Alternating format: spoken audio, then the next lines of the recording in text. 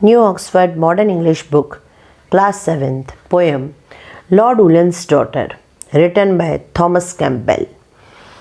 ये जो एक पोएम है, इसमें एक स्टोरी बताई गई है जिसमें लॉर्ड उलिन्स एक बहुत बड़े राजा हैं, उनकी बेटी है और वो एक स्कॉटिश कैप्टन या एक स्कॉटलैंड के एक सरदार से प्यार करती है। स्कॉटलैंड का सरदार अपनी प्रेमिका लॉर्ड उलिन की बेटी को उनके घर से भगाकर ले जाते हैं और लॉर्ड उलिन के जो सैनिक हैं वो अपनी बेटी को और सरदार को पकड़ने के लिए उनके पीछे पड़ जाते हैं और उनका इरादा ये रहता है कि उस सरदार जो उल्वा के सरदार हैं, अल्वा टापू के जो सरदार हैं, जो स्कॉटलैंड के एक सरदार हैं, जो मुखिया हैं, जो उनके बेटी के बिलव्ड हैं, उनको मार दें। और ये उसको बहुत अच्छे तरीके से पूरा इस पोएम में बताया गया है।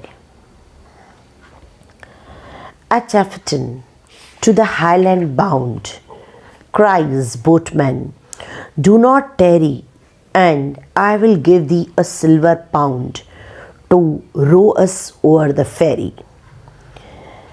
एक जो कैप्टन है, सरदार जिसको हम बोलते हैं, उच्च भूमि के यानी जो एक आइलैंड के सरदार थे, वो अपनी बिलव्ड के साथ, यहाँ पे बिलव्ड नहीं बताया गया है, इन लाइन में बिलव्ड वर्ड नहीं है पर समझने के लिए वो ज़रूरी है। वो आते हैं, वो समुद्र के किनारे पे आते हैं और बोटमैन जो है उसको बोलते हैं डू नॉट टेरी, तुम रुको मत यहाँ पे और देर मत लगाओ, तुम हमको ले चलो यहाँ से दूर, हमारा फेरी यानी to row us over the ferry, हमको यहाँ से दूर कहीं ले चलो, हमको इस आइलैंड से फेरी करके ले चलो यानी यहाँ से रो करके ले चलो, हमको यहाँ से पार करवाओ, हमारे को आगे क्रॉस करवाओ इस भयानक तूफान से। I will give the a silver pound, और अगर तुम ये करते हो तो मैं तुमको एक सिल्वर पाउंड दूंगा, यानी तुम्हारी जो काम की कीमत है उससे कहीं ज़्यादा कीमत मैं तुमको उसकी दूंगा।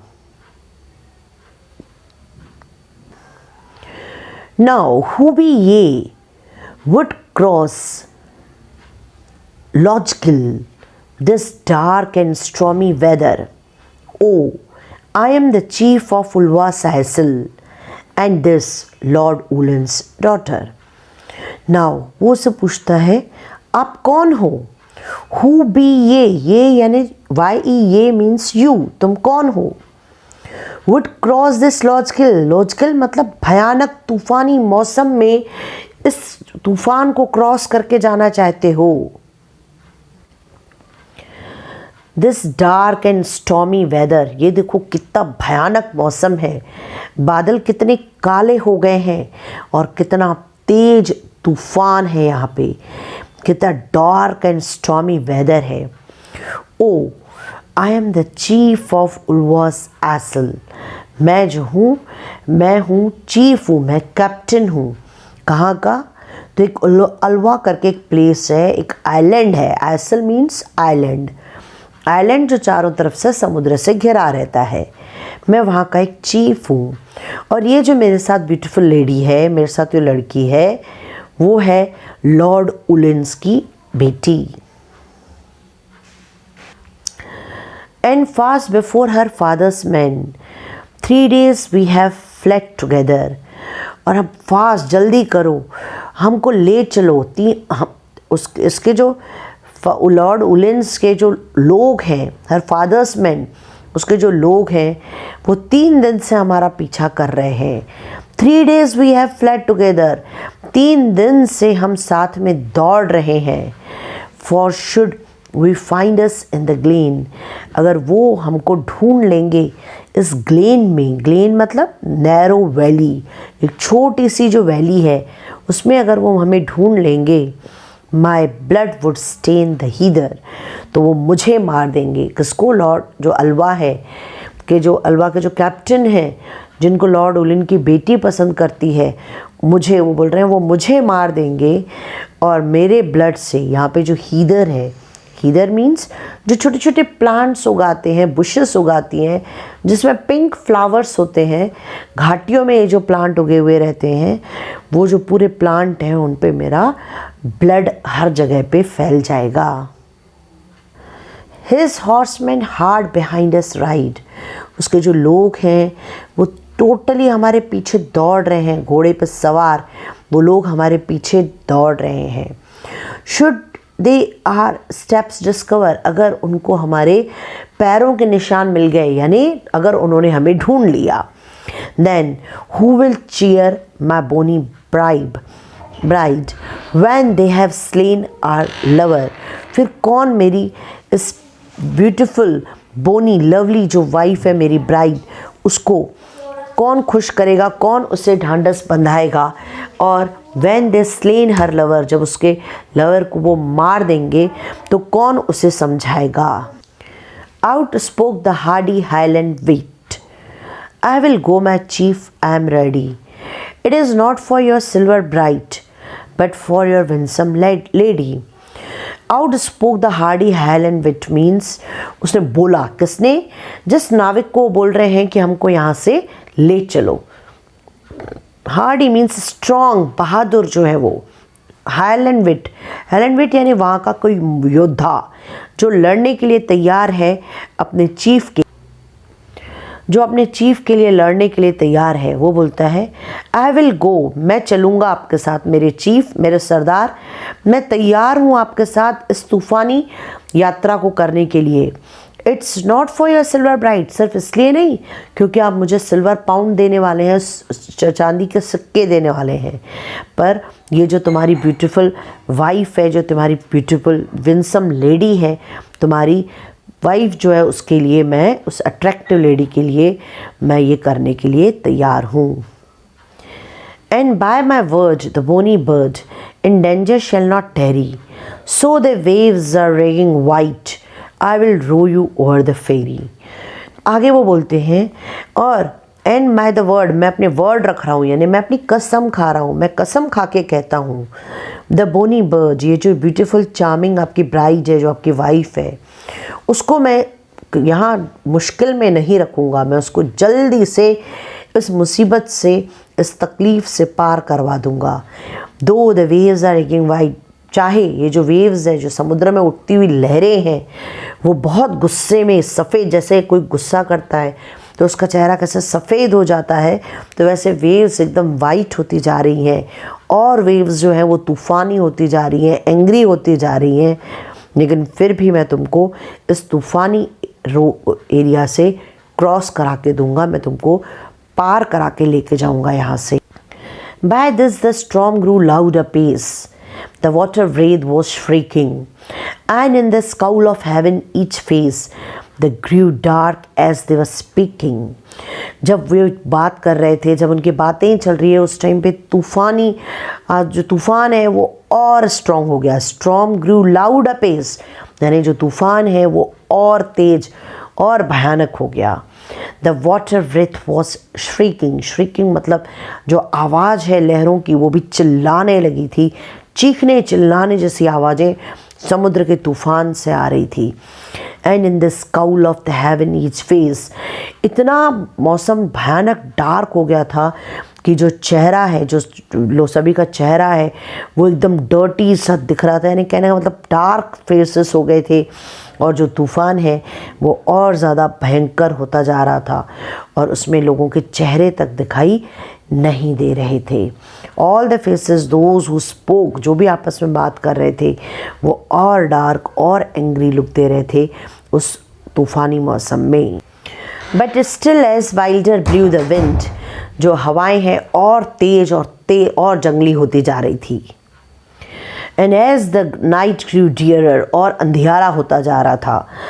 Add-on the glen rode armed men, adown means coming down.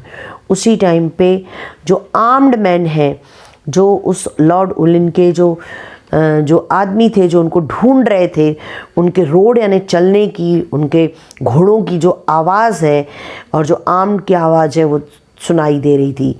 The trampling sounded nearer, उनका जो आवाज़ है वो ऐसे महसूस हो रहा था कि उनके और पास आता जा रहा है। O haste thee haste the lady cries, जल्दी करो जल्दी करो, वो जो सुंदर लेडी है वो बोलने लगी। दो टेम्पेस्ट राउंड अस गैदर, ये जो है टेम्पेस्ट राउंड अस गैदर मीन्स, टेम्पेस्ट मीन्स तूफान, जो तूफान है वो चाहे हमको चारों तरफ से घेर ले।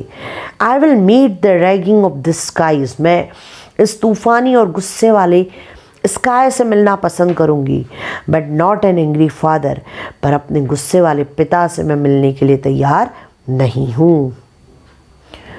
The boat has left a stormy land, a stormy sea before her, और जो बोट में है और वो जो नाविक और लॉर्ड उलिन और अल्वा के जो स्कॉटलैंड के सरदार हैं वो सब बोट में बैठे और बोट जो है वो किनारे से चल पड़ी एक तूफानी समुद्र की तरफ।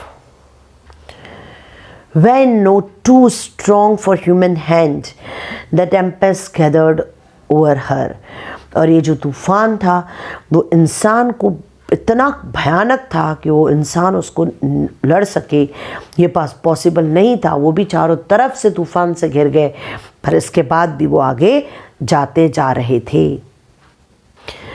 And still they rowed amidst the roar, इसके बाद भी वो आगे चलते जा रहे थे। रोर, तेज तूफानी मौसम में भी वो आगे बढ़ते जा रहे थे। Of the waters fast prevailing, जो तूफान है वो उनको ऊपर चलता जा रहा था, पानी उनके ऊपर ओवरकम होता जा रहा था।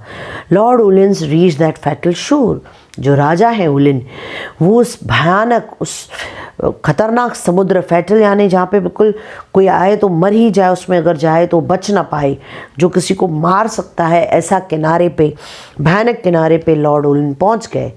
His wrath was change to wailing, उनका जो गुस्सा था, व्रेथ मीन्स गुस्सा, वॉज चेंज टू बदल गया वेलिंग में, रोने में। उन्होंने जो सामने सीन देखा, उनकी बेटी चारों तरफ से समुद्र में तूफान से घिर गई है, तो उनका जो गुस्सा था वो कहीं गायब हो गया और वो रोने लगे और बहुत विलाप करने लगे अपनी बेटी के लिए।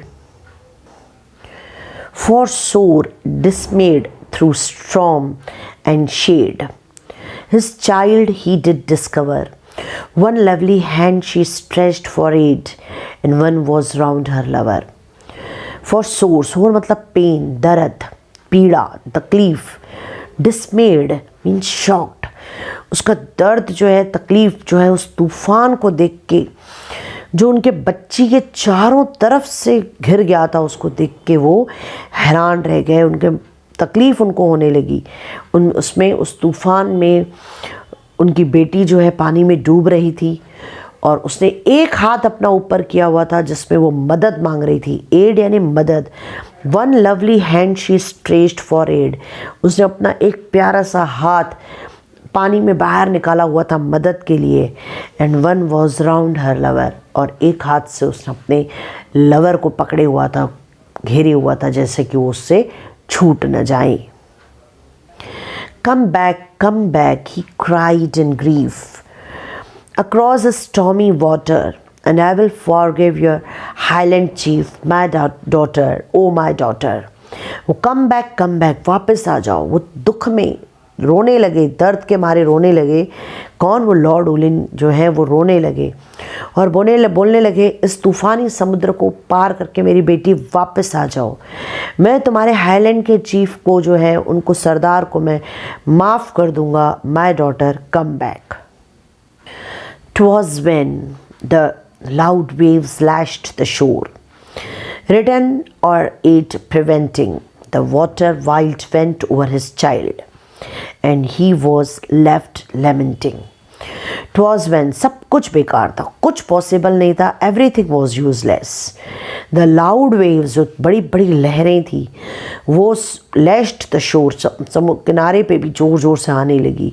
वहाँ से जाके उनको मदद पहुँचाना पॉसिबल नहीं था, या उनकी बेटी को वापस आना भी पॉसिबल नहीं था। यानी न तूफ़ानी हवाएं न उन तक के मदद पहुंचने दे रही थी, न उनको वापस आने दे रही थी।